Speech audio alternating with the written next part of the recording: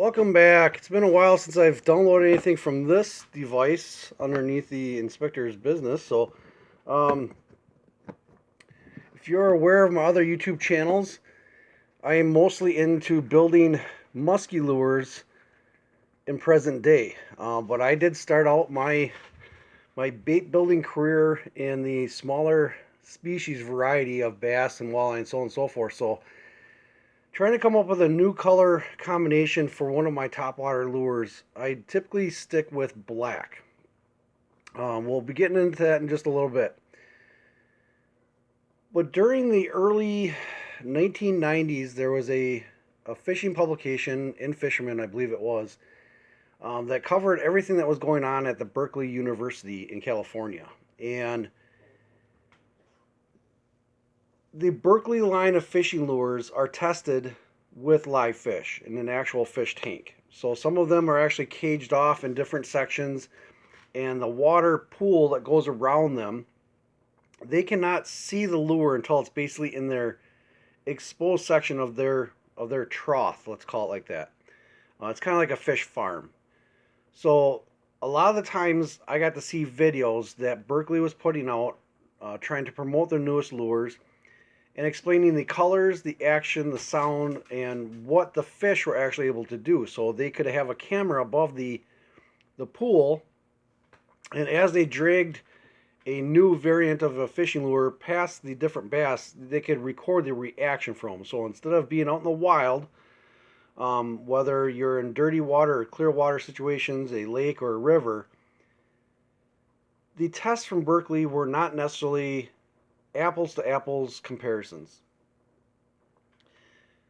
Now, if you were a individual that paid attention to your Sunday morning TV fishing shows or read the articles in Fisherman or the multiple different publications, and you follow those directions, you probably have a tackle box full of lures that don't really work.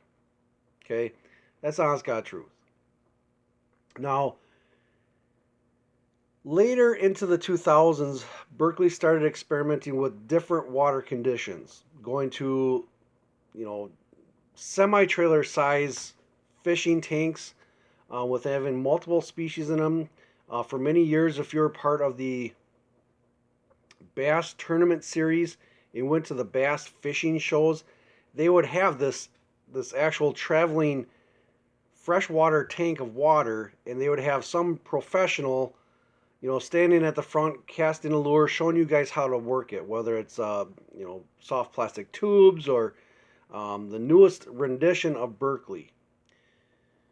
Well, through that test, very rarely did they use topwater lures, like the Whopper Plopper. That became fairly popular more towards approximately 2008, 2010 era, and now it's being used pretty much by every fisherman.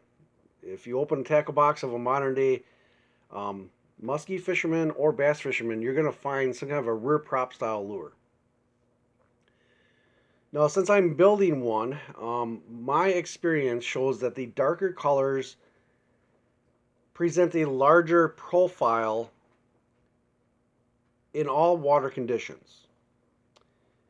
Black normally is the color that I choose. It does not reflect the light, so it makes the edges of the profile much more prominent. With a rear prop style lure, the water agitation from the tail also causes like a disturbance around the color and the profile of the lure, making it look smaller. You don't actually, if you were to be in a scuba gear and you looked up at a surface lure, you would not actually be able to determine the rear prop style portion of the body. You're only going to see the outline of the front head portion of the lure. You're going to be able to pick up the commotion of the rear tail, but you're not going to be able to see the profile. So in many cases, when I'm building a new musky lure for myself, I will revert back to my old fishing tackle box and go through and pick out the colors that have worked in bass fishing. Now, bass and muskie are not obviously the same species, but the color of the baits that they're gonna to bite on are very similar. Walleye are a completely different story. obviously because of the walleye's natural habitat being more at the bottom structure of the lake, their nighttime presence and feeding windows are normally after dark. The name walleye, you'll also be able to identify that when you catch a walleye. Their eyes, their pupils are much larger to pick up more of the light refraction. They are more visually connected to a fishing lure than bass and muskie. Okay, you may not agree with that, but that is from my experience. Period. Now, during the years that Berkley had the troughs with multiple different fish in there, their scientific studies came out and proved that sound had a big effect. Now, if you can imagine the fish being in these troughs, these plastic dividers in between the areas on the wagon wheel, they would drag the new lure around the exterior, and they could see the fish's reaction. So in that circumstance, any vibration or noise was being echoed off of the wall chambers of the entire pool. And as the lures would be dragged around, the closer that lure got to the troughs, the fish would obviously turn around and face that direction. Or sometimes they would actually back up because the loud noise or the sound was actually enough to repel the bass. Now, some of your more modern day crankbaits, they have the clackers in them, the metal clackers. Again, extremely loud baits. Let me see if I even have one. I don't think I do.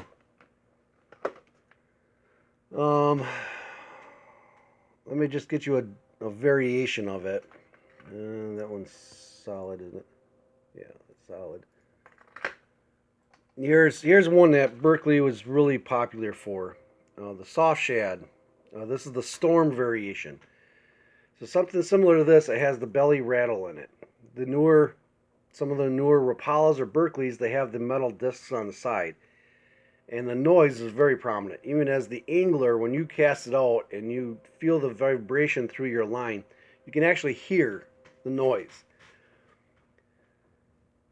In a real world application, out in a lake or a river system, that noise has the same effect on the fish as in the laboratory. Some of them are so loud it actually deters the fish away. It actually causes them to leave the area. Now, I'd be interested into some of you bass fishing tournament pros if those baits have actually been productive for you over variations that are not as loud. Say they are just a smaller chamber type BB or a soft plastic lure. So for instance, one of my most successful surface lures is a polysol hollow frog in solid black. There is no noise whatsoever associated with this lure.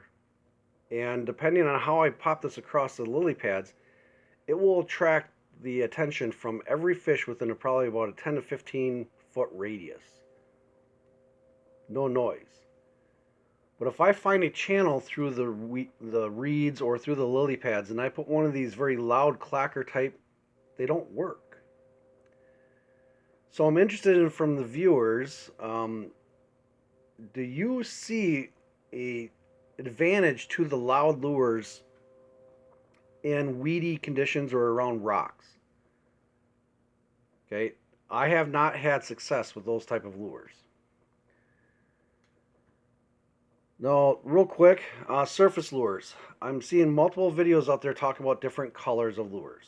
Now, the difference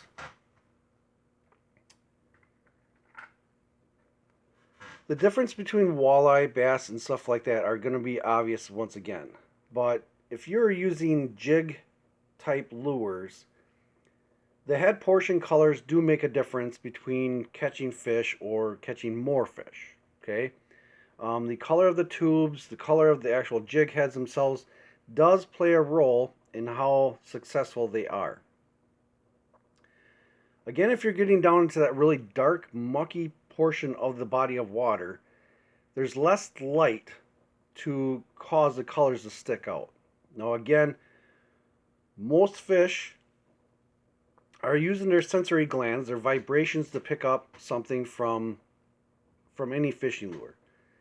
The color is what they're visually going to be able to pick up in those water conditions. I've noticed the cleaner waters, the clear waters, more of the natural colors that fit into the natural foliage of the water will produce better. So some of your fire tiger, your perch style colors, these do work in those circumstances. But honestly, the best results I've had with a crankbait style like that is in the gold or bronze color. Okay, that is just from my experience. This is one of my favorite baits. You can actually see that the hook is actually smashed off now. I purchased this probably in the mid 1980s. I'm not even sure exactly what brand it is. On the bill it says Natural Incorporated, I believe. I don't know if the camera will pick it up, but I'll see if I can. You guys aren't going to be able to see it, but there is no belly painting on this whatsoever. This is a modified version. It got so beat up I actually went back and touched it up with marker and put a clear coat over it. So I can't see any kind of body emblem or anything like that. But this right here has worked in clear water during the day and even better at night for both bass and walleye. Typically walleye at night, so on and so forth. This newer, fancier variation has not produced once in the same water conditions. So again, my experience and both of the bass, walleye, and muskie community, colors do play a big role. And depending on where in the water column that fishing lure is being used, the waters are actually opposite, or the colors are actually opposite of what they should be used for. So deeper water, darker water, the lighter, brighter colors. Surface lures, the brighter colors actually make the lure look smaller because of light refraction. So if you're throwing a popper, majority of your hula poppers are actually lighter in color. Because of the way they're fished, they're staying stagnant in one location with a little bit of action. Okay, then you get the plopping noise to draw attention. Again, when they're sitting still, there is no noise. No noise, no noise. Some of my most productive lures, surface lures. Even though they're actually the opposite end of the color spectrum, this frog is being bounced across usually lily pads. Once it gets into open water and starts to sink is normally when I catch all my fish.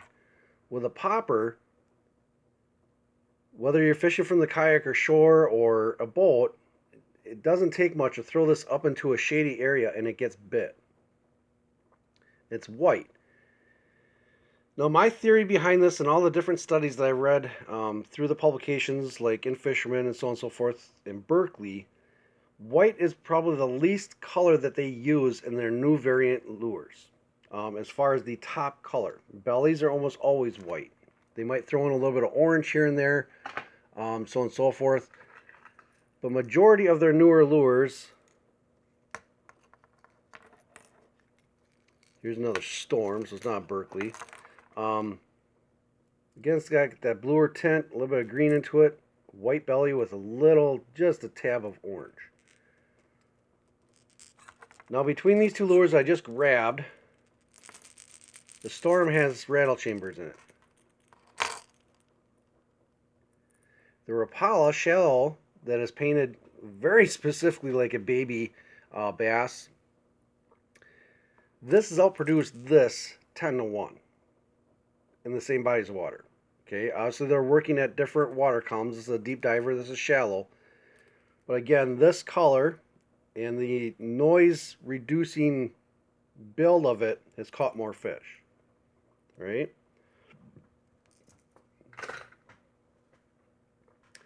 Now some of your more extreme color combinations, okay, more of your minnow, deep diver, Has rattle chambers in it. It has the foil effect. I don't know how well you guys are going to pick that up. The color combinations are very strong. It still has a black back to it, but the belly very bright. Now this is going to be something, again, it's targeted more towards your walleye or night fishing, where the noise is the only thing the fish can actually pick up because they can't see it unless they're walleye that can, their eyeballs, their retinas are larger and they can get more of the pickup from the light that's available at night. But for bass, doesn't work whatsoever. What is this? I think this is a Berkley. Nope, this is the Pinnacle crank. Well, this does have rattle chambers in it. A little bit deeper diving lip to it. Now for day fishing, this color has not worked for me for squat at all. The only time I've been able to catch fish on this, whether it be bass or walleye, northern pike, or even muskie, has been at night or low light conditions. Okay, so let's see if there's a pattern here with all the different colors and which ones work, which ones don't, and also the sound emitting devices within the lures.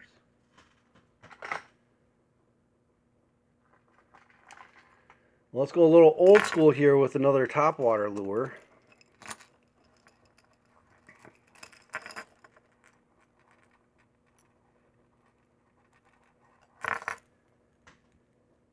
The natural frog patterns of this type of lure and the retrieve rate. Some of you might use this under a continuous retrieve.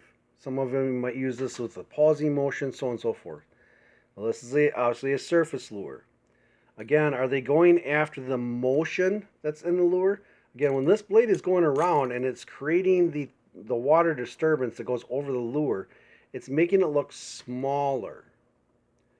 Even with the darker colors that prominently create a stronger profile, because of the water disturbance, it causes the lure to look smaller. I catch more fish on this lure. A similar variant of this, I do not have one in this tackle box, is the variation of the old minnow, dying minnow, that actually floats on its side. To this date, it is the most successful lure and also has produced my largest bass ever, while it was sitting still. So again, as you're retrieving this, it makes the lure look smaller. It makes it look like it's an easier meal. The smaller fish are going to be more agitated to bite. The larger fish, not so much. Once you slow down or come to a pause and the profile is allowed to present itself, the larger fish then tune in on it.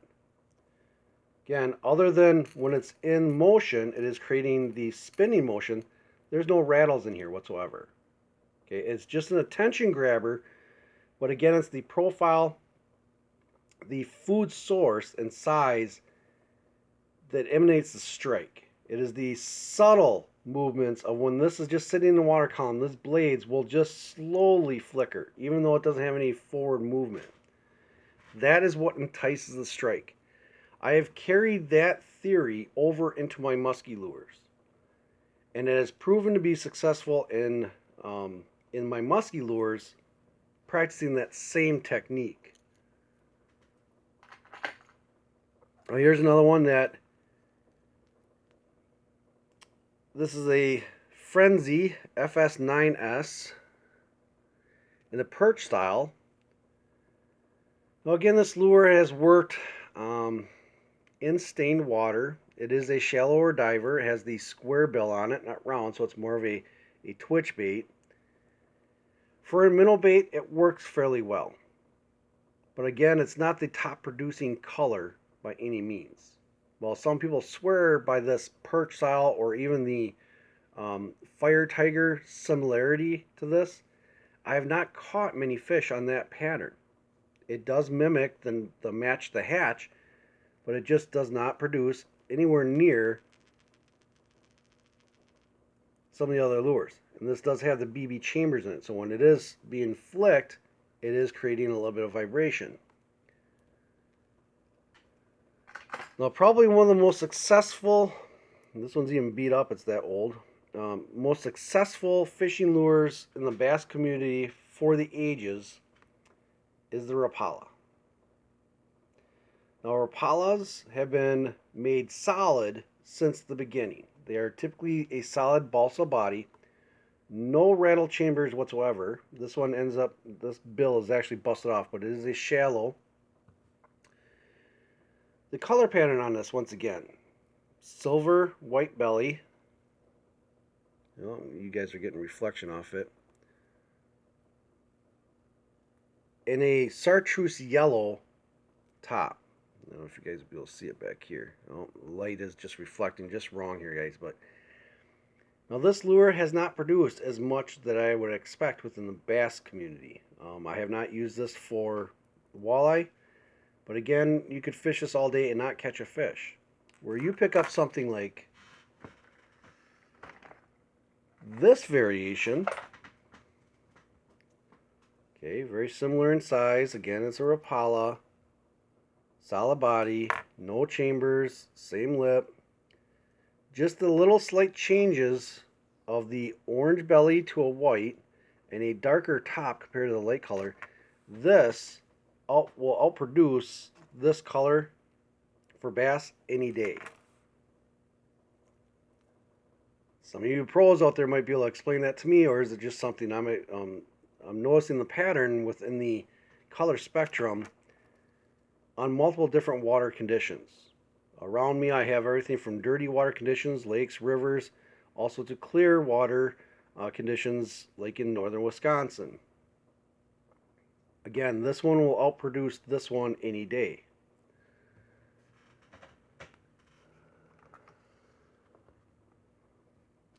If we get more into the natural colors or paint patterns, again, this is going to be another Rapala. No rattle chambers in this one whatsoever. Oh, no, I take that back. This is the...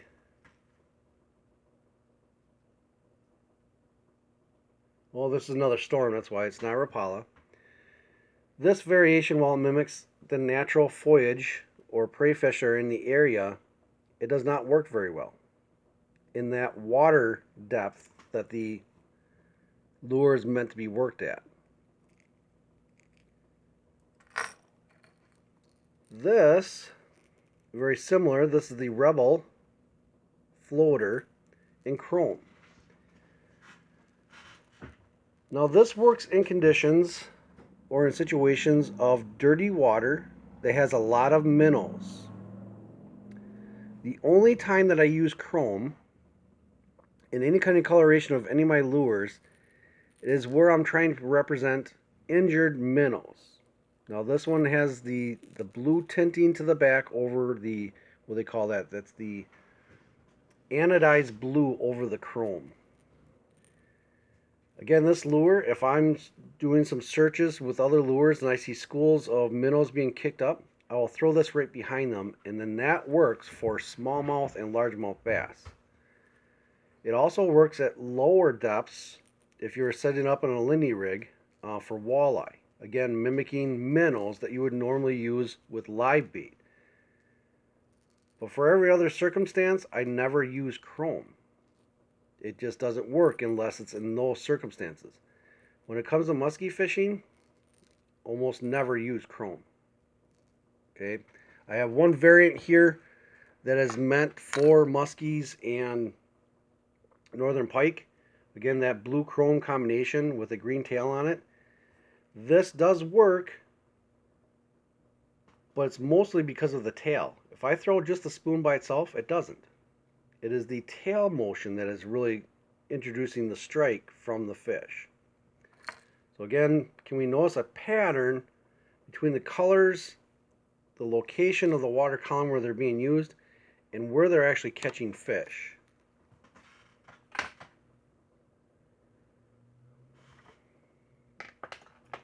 Now my most successful topwater lure for both northern pike and bass is the exact same kind of lure, and they're all the exact color when viewed from a fish. and that is the Rapala split body surface lure. No matter what color, as long as it's in the darker spectrum, even the sides being somewhat chrome, they are broken up. They have that scale pattern to them, so they will absorb and reflect the light enough to keep the profile. These work excellent for topwater lures. You can never go wrong with the black and silver combination, not chrome. When you're painting any kind of the foils, make sure that you add, hopefully the camera will pick this up,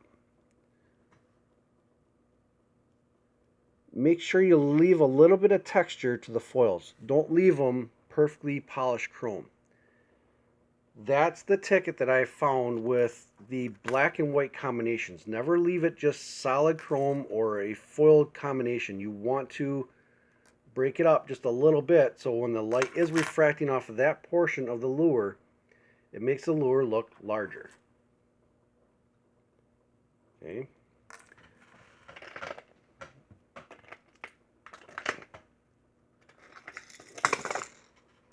Well, again, here's one that's orange belly, chrome side with the blue anodized over the top with rattle chambers. This is the, it doesn't even have a label on it. I think this is also a Storm or maybe a cheap generic knockoff. Zero success. Does not produce well within the top 3 foot of the water column with any species of fish any time of the day. It has not worked. Just hasn't.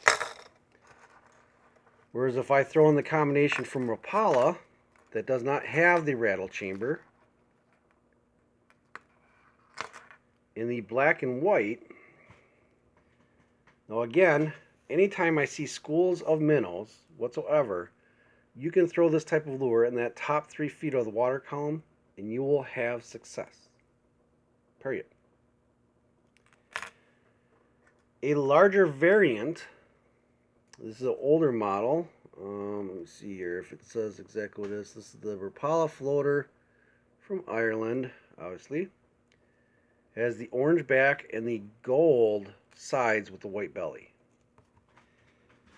Can you think of the perfect water conditions where you'd want to use this type of lure?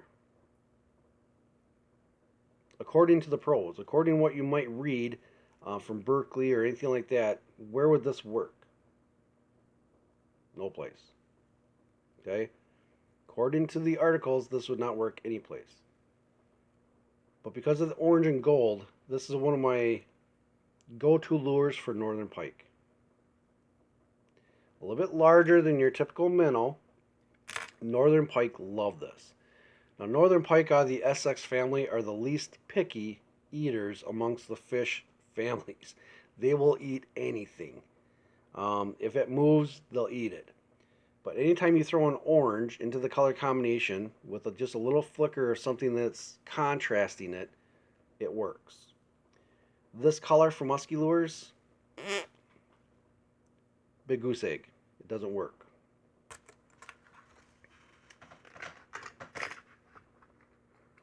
Now again, talking about surface lures, I have noticed that on clear water, that white and translucent lures work the best. No rattle chambers, no noise producing anything. White typically, as the sun goes down or very early in the morning, white has been an excellent color to use for bass. Not necessarily for a walk the dog type lure for muskies. Okay? So while there are some resemblance, bass do have a little bit more picky of a palate than muskies as far as color and presentation goes. Now on very clear water lakes, they receive a lot of high pressure fishing.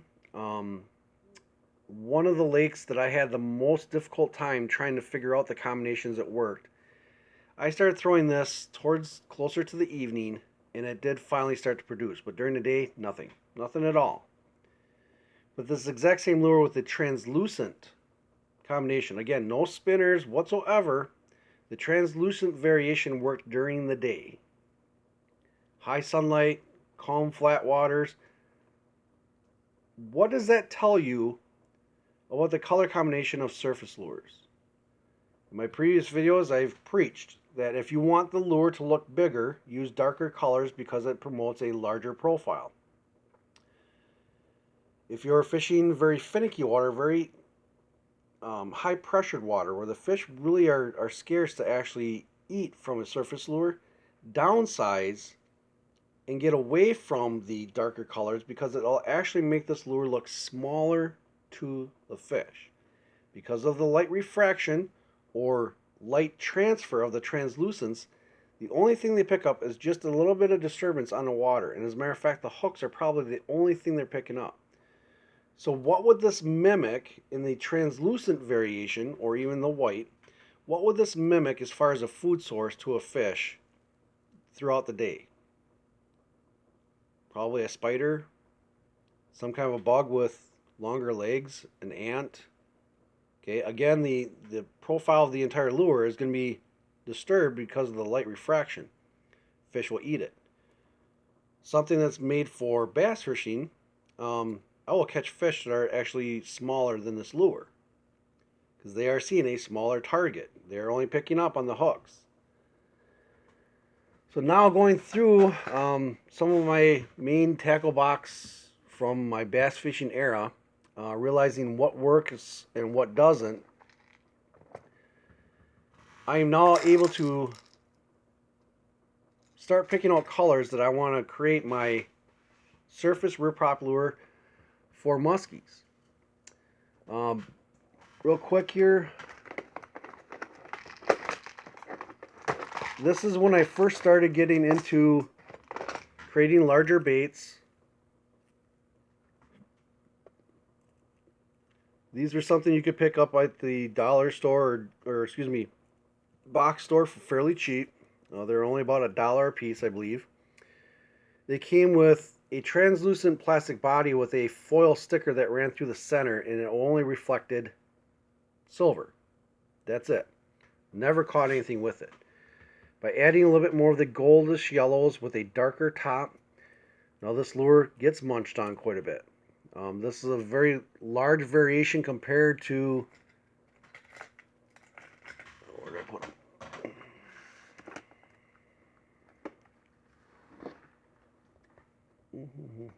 Right here. So obviously it's size difference here. Larger bass, smallmouth, northern pike, they love this. Alright. Nothing as far as muskie. Now if I get it close enough, you guys might be able to pick up on the mesh pattern that I add into my clear coat. Again, the natural transparent foil that's inside of this just comes out as silver. Breaking that flash up just a little bit by adding that mesh made the world of difference for this lure to actually work. Might be able to see a little bit more on the back. So normally when you see guys doing repaint jobs or just paint jobs in general, they'll put the clothes drying basket type material or some kind of a wire mesh over the lure, and then they'll paint it, spray paint through the top of it. At this stage of my bait building, I actually added the very fine mesh into the clear coat. So it broke up the color, and obviously on the camera you guys are not going to be able to pick it up, but you can actually feel the scale pattern that mesh creates within the lure. It's not a perfect glossy finish. And to this date, as far as large bass during the day around rock edges, long weed beds, this does work for bass. That's the only species that I've caught with this exact lure. If I gave it a chance, this would probably be bitten by northern pike. Even if I were to add some orange hooks or maybe an orange trailer or orange twister tail to it, this would probably be an excellent bait for northern pike also.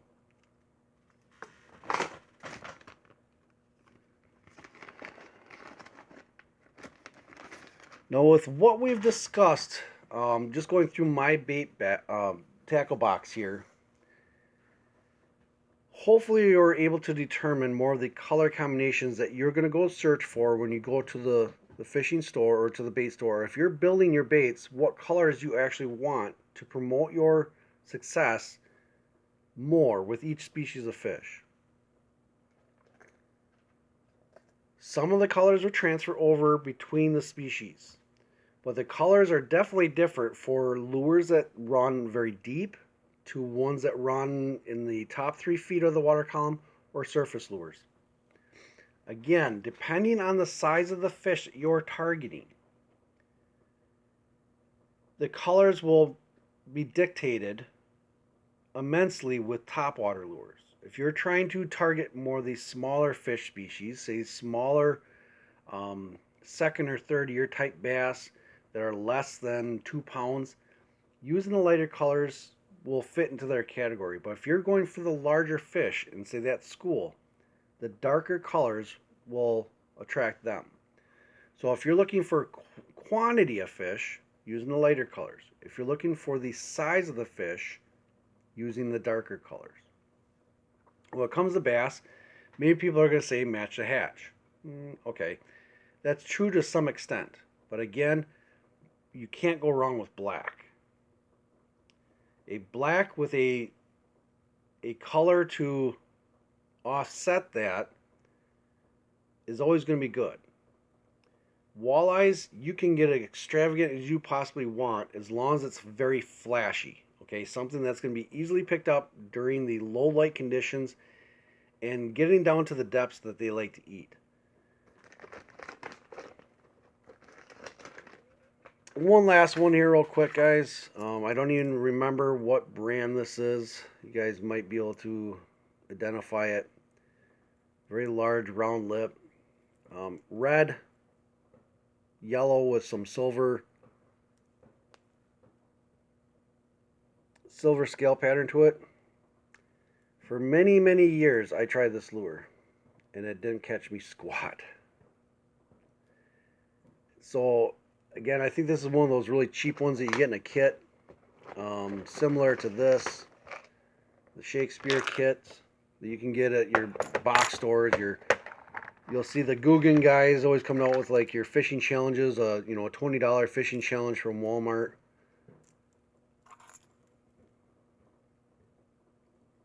Okay, I've not had any luck with these. Period. For bass, muskies, so on and so forth. One last lure style that I'm going to cover here today, because it is used extensively in both bass fishing and muskie fishing. Obviously, the size variant is the only thing that's thrown in there.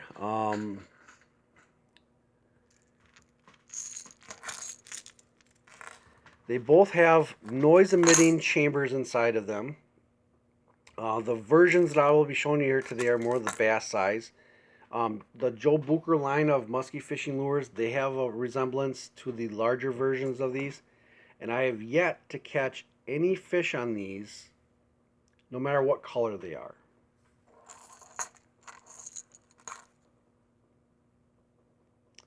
Okay, your rat traps. Very loud lure, fast retrieve. I've given them every opportunity, water condition, moon phases, you name it. And while Joe Booker uses his for search lures to get follows, I have not seen him actually produce fish using them. So again, because of the noise, it might cause a reaction out of the fish. They're not necessarily eating them. These were very popular in the bass fishing community for a long time, saying that they, the go-to lure.